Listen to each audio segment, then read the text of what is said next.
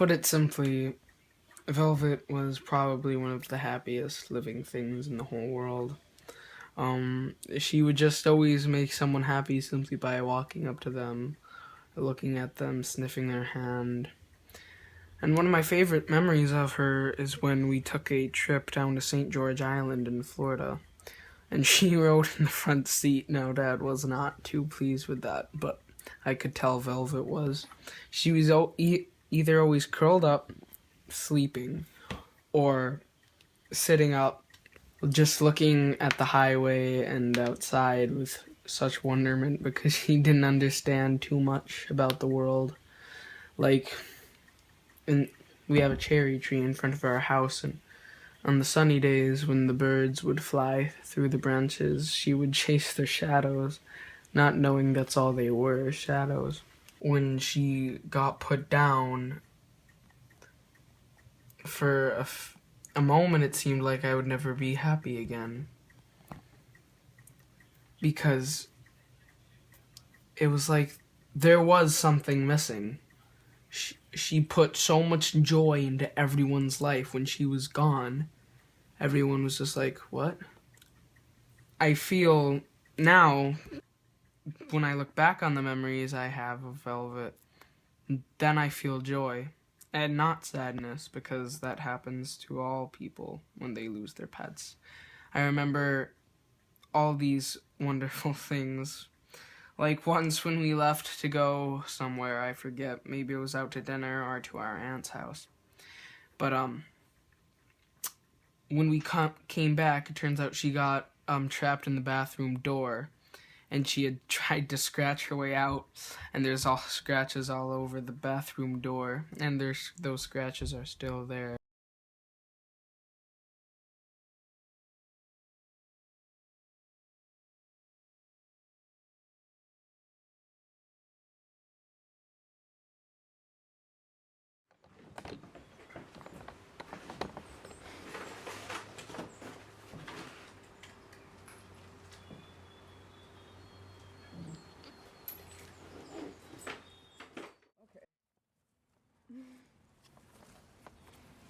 Well, this is Pat, and she is my service girl. And right now she's playing Frisbee. Normally when she has her vest on, she doesn't play much, unless we're taking a break. But she knows when she's got the vest on that she's doing a job, and she's my helper. And so she'll be very in tune with me as well. And oftentimes when we go in the woods, I don't put her vest on. I just did for the video's sake. That's why she has a vest on. But normally when we go in the woods like this, she doesn't ever wear a vest. Confusing them, probably. Yeah. I was living with brain tumors, and I was alone a lot of the time, and I didn't like that. And the dog Bingo was very much a part of my care. And when we got Patch, she trained under Bingo, and he taught her many good things. She learned how to listen very well. And then I worked with her to become a very special kind of dog. And part of what she's learned how to do is she's learned how to meet my needs. I have brain tumors, and I don't look like I have a disability, but I do, and it affects me very much so. I also have vertigo pretty severely, and tinnitus, and I have moments where I'm fine, and there's moments where I'm not. I take steroid replacement therapy 4 times a day because the radiation treatments that I had knocked out my pituitary system. And so my body is constantly compensating and trying to catch up. Part of the damage that I have in my head is frontal lobe damage, which creates a great deal of anxiety.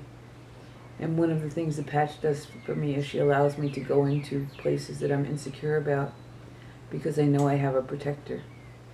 And I've taught Patch a system where we shake hands with anyone that we greet. And if we don't shake hands, she knows there's trouble. And I'll tell you one very sad story about a day. Patch and I had been downtown in Ithaca, and we'd been shopping. And I took her for a walk outside, and she did her business. And then we were going into Tops to go grocery shopping. And I was getting a cart. And a gentleman came over to me, and he swung his hand at me, and he said, "Lady, I'm taking your dog." And he grabbed for the dog. Now, Patch had been very, very nicely controlled and very calm.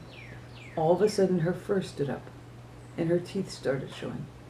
And another gentleman, God bless him, grabbed his arm and he didn't hit me. And that just is a sign that Patch understands when there's danger, she can react, and when it's not danger, she calms right down. If someone strange comes to our yard, she waits for the signal for me. And because I am disabled and because I'm not very fast moving, she's able to help me feel much more secure and safe.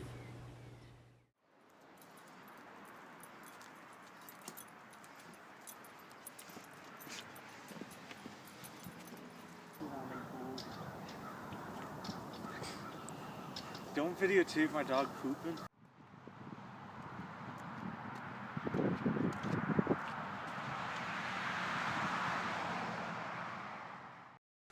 When I was 9, I wanted a dog really bad, and my mom initially was right on board, but my dad took some convincing.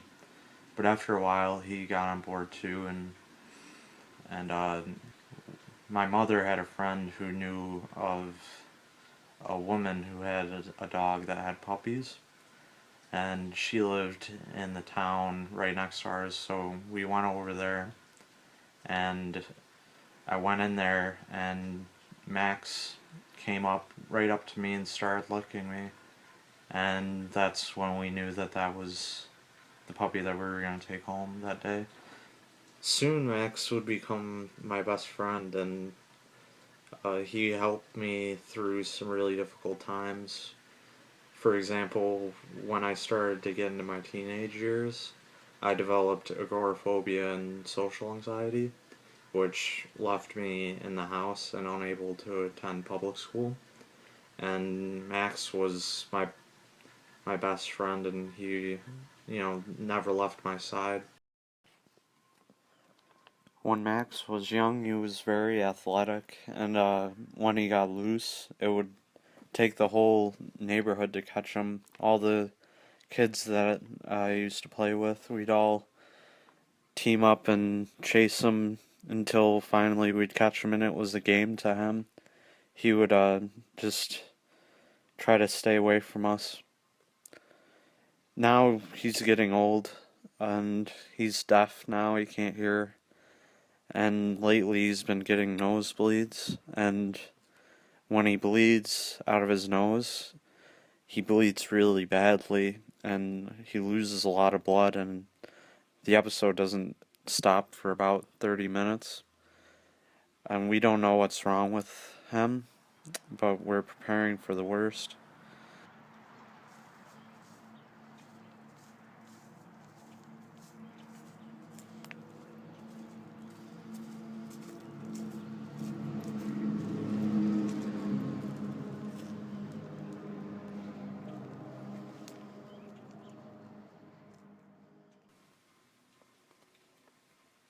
It's difficult because Max has become a very important part of my life. He was my best friend for over half of my life, and I'm not ready to let go. He was the best dog. He had such a dopey and goofy personality. He was very gentle. He was like a gentle giant. My sister, she got a small puppy, and Max would play with her, and he'd put her whole body in his mouth, and this scared my mom, but he would never hurt her. He would just gently chew on her, which which I thought was really funny. I know he's had a good life and that he's lived a long time, but it's never easy to lose a pet, and I'm preparing for this now. I just hope that he knows how much we love him and how much happiness he's brought us. She's photographing you. Uh-huh. Would you like a treat? Would you like another treat? There we go. Yeah. So Corky was my first guide dog, and I got her in 1994, and she was then succeeded by Vidal, who was my second, and then my third was a dog named Nira, and now I have Caitlin, who is right here with me in the office. So I've had 4 guide dogs. My third, Nira, is still alive and living in our house as a family pet. Both Corky and Vidal have passed on, so they're no longer with us in the physical dimension, though I know they exist with me in my heart. Human beings imagine the world before them through a filter of preconceived ideas. We have great big brains, as Kurt Vonnegut once famously said, and along with that comes a predilection for imagining the future or imagining what's going to come. And some of that imagination is useful, but most of it really isn't. So we tend to be timid when we're going places. We imagine the worst, or we imagine scenarios that will be deleterious or unpleasant. But dogs take on the world in a wonderfully vigorous and open way. And so one of the reasons that blind people function so well with dogs is that a dog can be trained not only to help a blind person navigate in the world of cars and stairs and obstacles and all of those things, but the dog also has a kind of buoyant, upbeat sense about what's coming before us. And that's something that's rather beautiful because it's transmissible between a dog and a person. So a lot of blind people will say, wow, my guide dog is not only a fabulous assistant when it comes to navigating the world, but they make me feel more confident and joyous about the world. When a guide dog is working, and a guide dog is the term for service dogs that work with the blind, right? Mm-hmm. When a guide dog is working, it's wearing its famous harness, right? You can always tell a dog for the blind by the fact that it wears this harness. And when a guide dog has its harness on, it knows it's working. And many people will walk up to me and say, oh, can I pet your dog? And mostly I say no, because when a guide dog is wearing its harness, you're really not supposed to let people pet it. It's focusing, it's thinking about you, it's thinking about what it has to do. It's not really all that interested in being petted by strangers. But then again, sometimes, I think, well, this person looks somehow, how do I say it? Like they look needy or something. And I think, well, yeah, it won't really hurt anything to let them pet my dog. And then they look a little surprised because the dog doesn't care. Right? If you go to pet a dog that's wearing a harness, it'll look at you, but it really won't respond. And, that's always, to me, a kind of remarkable sign of the difference. That a professionally trained dog knows it's working, and it's not your house pet, It's not your customary, friendly, loose Labrador next door. And so they really do have a sense of working. Even right now, Caitlin is lying here with her harness on, paying no attention to you. Though she knows you're here and she knows we're doing something and isn't that interesting, she's working. I go in a restaurant and she goes right under the table and disappears and no one knows she's there, right? She's not begging for food, she's not looking for attention, right? So the demeanor of a working dog is really very, what to say? I mean, I say professional, but I would say also rigorous, and they know it. I think they take pride in it. I'm working here. And by the way, they like to work. There are a lot of breeds of dogs that really enjoy having a job. And so I can tell you that all of my guide dogs have been proud of their avocation.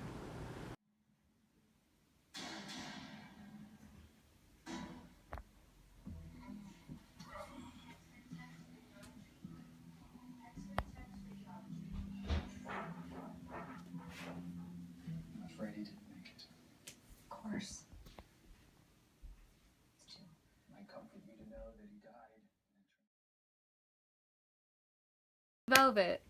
There's a lot of, I don't really have a specific memory of her that I really think about. It's more of like a combination of all the things she used to do. Like whenever she, you would come home, she'd be there first thing and her ears would like crinkle back and she'd look kind of weird and it was the cutest thing. And then, you know, whenever we go to the lake, she'd always be barking. It's just like those like kind of things that she did a lot. It was just really weird to find out she had cancer all of a sudden, because like she was completely fine and then all of a sudden she was having all these problems. So that was just kind of, I mean, we didn't even really know if it was like really it was just kind of a weird ambiguous thing, like all of a sudden she was dying. You know, I'd like to remember her as like how she was most of the time, and I don't know, I had to go like with my sister and my mom, and we had to put her down. And I don't know, it was really sad, just like seeing her go.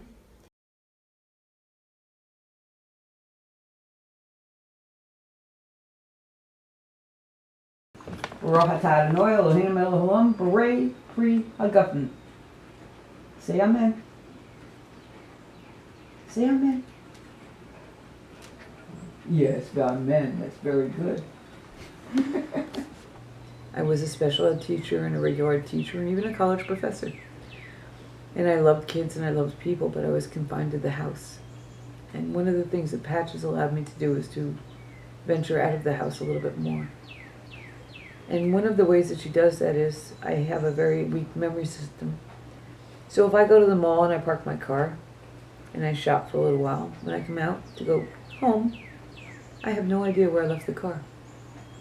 So I'll say to Patch, can you show me where the car is? And Patch will actually take the lead with her leash and she'll pull me in the direction that we're going for the car. And BJ's in Ithaca, we're known, Patch and I. And people ask me if she's not with me where she is and is she okay. She's part of my team.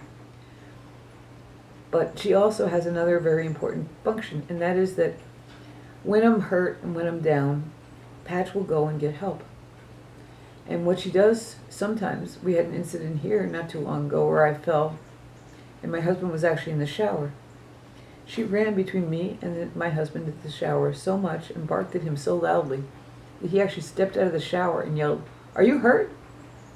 And of course I was, and I couldn't get up, and I really needed him to come then.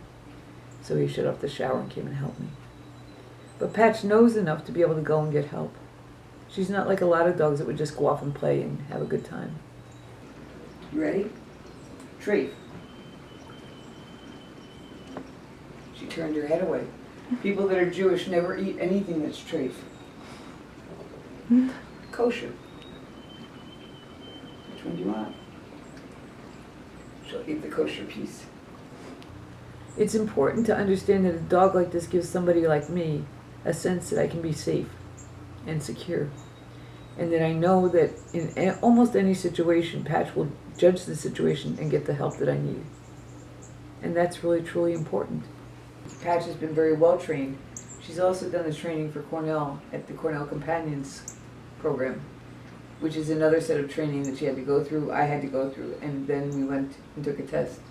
So Patch will volunteer for the Reading with Paws at the library, and she'll read books with kids, and she'll actually tap on the pages when they stop reading. And being a retired teacher, I love doing that. And right now we're volunteering in a school in Auburn, a small Catholic school. And Patch is very perceptive, and she understands which kids are really having a hard time, and she'll go sit with them and just let them pet her. Or when they're crying, sometimes she gives them some kisses. But the second that I'm having trouble and losing my balance, she leaves them and comes and checks on me. Because she's always got one eye out. She's just like a good mother. And she's always watching over for me. And that's the story of my girl Patch. You know, one thing that a guide dog possesses is a unique temperament. And that temperament is a kind of recoverability. They can have close calls with traffic and not be, affected in a negative way by that. They're eager to keep going, to do what they do. They can take surprises and recover from them and go on, whereas a lot of dogs faced with, Midtown Manhattan traffic and the responsibility of navigating it wouldn't like that. So there has to be a temperament in a guide dog that is eager to be like the Marines, the few, the proud. There are 12 guide dog schools in the United States, and they provide dogs to the blind free of charge. They're all nonprofit organizations, and there among those 12, there are, in my view, 3 that have the best breeding programs for their dogs. They breed their own dogs, and they breed them for confidence, for that temperament that I was talking about, and also, obviously, what with our contemporary understanding of genetics, they're also endeavoring to make sure that the dogs don't have inheritable diseases, you know, like hip dysplasias or cancers or things of that nature. So they work very hard to turn out dogs that are going to be really fit and also very confident. And I think of the 12 schools, 3 stand out to me for having the best dog breeding element. One is Guiding Eyes for the Blind, located in Westchester County, just north of New York City. The other is a place called the Seeing Eye. It's located in Morristown, New Jersey, and was the first guide dog school in the U.S., founded back in 1929. And then the third is just outside of San Francisco, and is called Guide Dogs for the Blind. They're in San Rafael, California. Those 3 also happen to be among the oldest of the guide dog schools, and they actually share their breeding stock back and forth, which is kind of an interesting thing. So I chose Guiding Eyes on the basis of their reputation for having incredible guide dogs, and then on top of that, I liked the idea that they train their dogs in New York. They have a kind of wonderful urban confidence about them. One instance that's really always in my mind is in Manhattan. I was walking south on 5th Avenue, approaching 8th Street, and I got to the curb, and my first dog, Corky, had stopped, and then suddenly she backed up hard and took me with her, and a bus went roaring by, easily going, 40 miles an hour, and she saved me from, being decapitated by this bus. So, when you have that experience with a working animal, you better believe you have this profound sense of connection, that the two of you are deeply bonded and keenly alert for each other, and that's a very, very powerful thing. That's happened to me with my subsequent dogs too, that they've made decisions that have been life affirming or life protecting.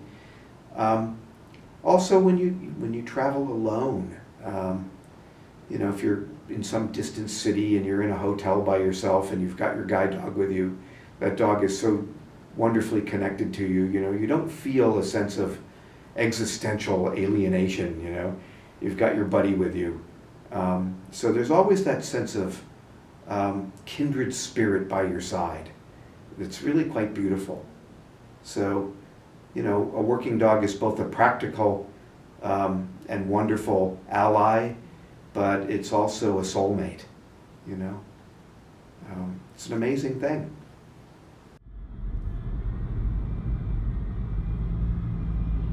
I remember one time she used to dig all over the yard, dig. And I remember one time looking out and she was like her front shoulders deep. She had dug a hole so deep in the backyard. And so we put a cone over it and stuff to try to, fill it back up, and she'd dig it back up. And then finally she found like this tiny rock. And then that was it. She stopped digging. And I thought to myself, this probably isn't a rock. It's probably some prehistoric bone or something. Like, why would her nose smell?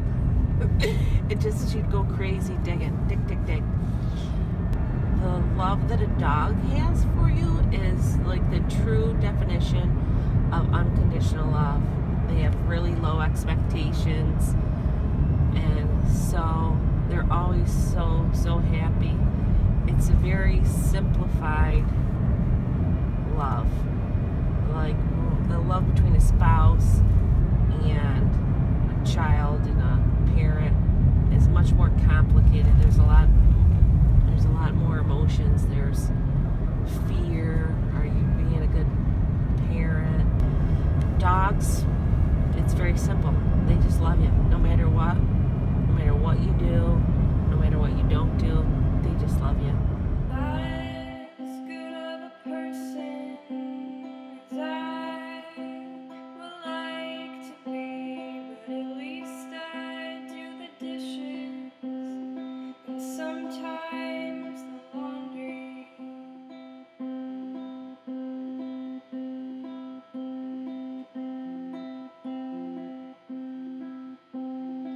show.